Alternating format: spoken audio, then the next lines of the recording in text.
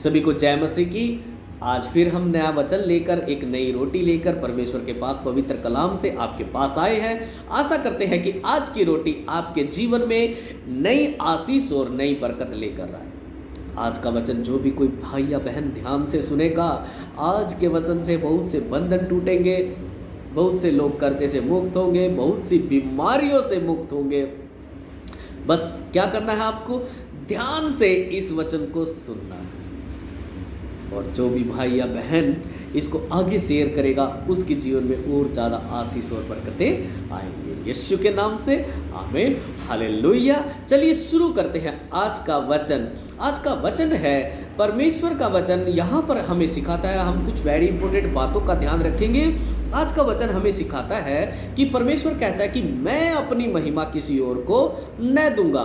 तो वो किस लिए कह रहा है और किसके लिए कह रहा है? वो इसलिए कह रहा है कि आजकल क्या होता है कि हम परमेश्वर पर कम और मनुष्यों पर ज़्यादा विश्वास करते हैं।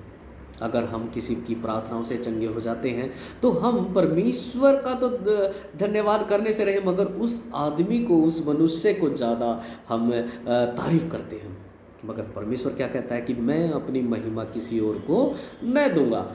तो आइए शुरू करते हैं आज का वचन। जो भी मैं कुछ बोलूँगा पवित्र कलाम से बोलूँगा, अपनी तरफ से मैं कुछ भी नहीं बोलूँगा। आइए हम निकालेंगे प्रेरितों के काम का 14:8 से मैं पढ़ूँगा और आप सुनेंगे।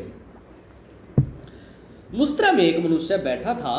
यहाँ पर एक नगर का जिक्र है, लुस्त्रा, ठीक है। एक मनुष्य बैठा था जो पाँव का निर्बल था, यानी कि पाँव से वो निर्बल था जो आदमी था, और क्या था, जन्म ही से लंगड़ा था और कभी न चला था। अब उसको कोई रोग था, पोलिया का रोग हो सकता है या और कोई बीमारी हो सकती है जिससे वो, जब से वो पैदा हुआ था, कभी भी न चला था। आगे क्या हुआ?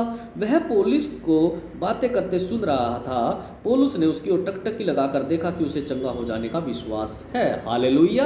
अब क्या था कि जो पौलुस है, उसने सुना होगा किसी से कि पौलुस जो उसके परमेश्वर के प्रेरित हैं, पौलुस प्रेरित है, लोगों को चंगाई देता है, लोगों को चंगा करता है। वो प्रार्थनाओं के द्वारा, परमेश्वर से दुआ करके, प्रार्थना करके लोग उसके द्वारा चंगे हो जाते हैं। तो वो टकटकी लगाकर वो इंसान पौलुस को देख रहा था। किस लिए देख रहा था? कि वो चाहता था कि मैं चंगा हो जाऊं।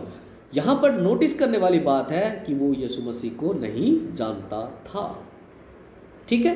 ना तो कभी यीशु मसीह से मिला था, ना उसको देखा था, और ना ही जानता था। वो किसको जानता था? सिर्फ पौलुस को देख रहा था, क्योंकि उसने पौलुस के बारे में सुना होगा कि भाई पौलुस के द्वारा बहुत से लोग चंगे हुए हैं, ठीक है। आगे क्या हुआ, ठीक है।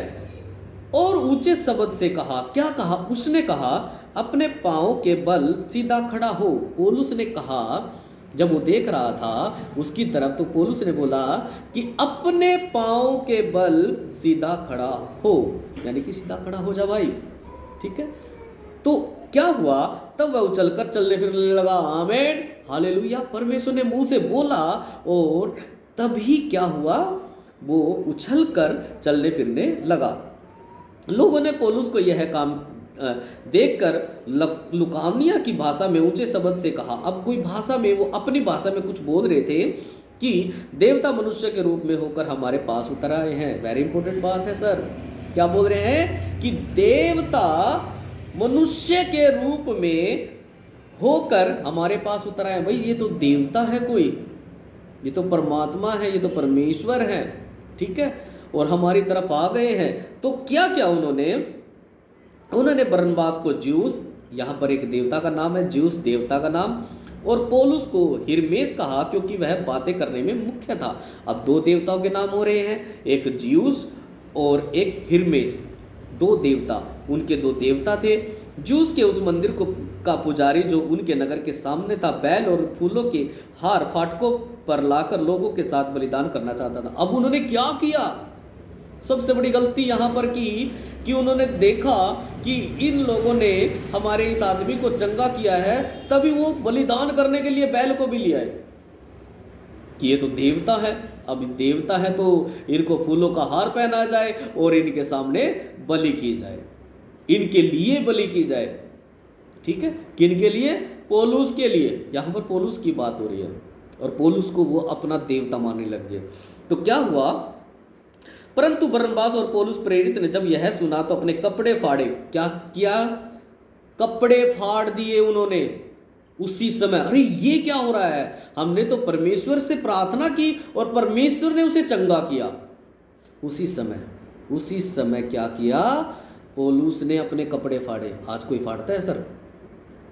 आगे भी क्या लिखा है, और भीड़ में लपके और पुकार कर कहने लगे, हे लोगों तुम क्या करते हो, हम भी तो तुम्हारे समान दुख सुख के भोगी हैं। अरे ये क्या कर रहे हो तुम, हम भी तो तुम्हारे समान दुख सुख के भोगी हैं। मगर आज अपना नाम कमाने के लिए कुछ लोग बिल्कुल भी नहीं मना करते हैं कि आपको अपनी महिमा, जो भी महिमा है वो परमेश्वर को देनी है, मुझे नहीं। ठीक है, आज लोग पापा कहलाने के लिए तैयार हैं, ठीक है, मगर परमेश्वर का वचन बोलता है कि तुम धरती पर किसी को पापा पिता कह के न बोलना। ठीक है सर, मैं अपनी तरफ से नहीं बोल रहा हूँ, वचन बोल रहा है। ठीक है, लोग आजकल के लोग क्या कर रहे हैं, इंसानों को परमेश्वर बना दिया है उन्होंने। ठीक है, मगर हमें ये नहीं करना है।